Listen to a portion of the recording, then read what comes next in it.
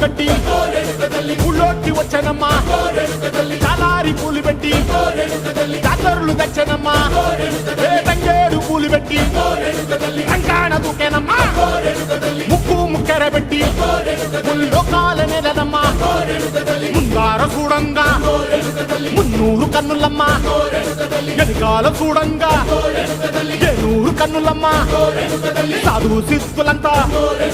సాగిల పట్టరమ్మా మహారాజు రాజులంతా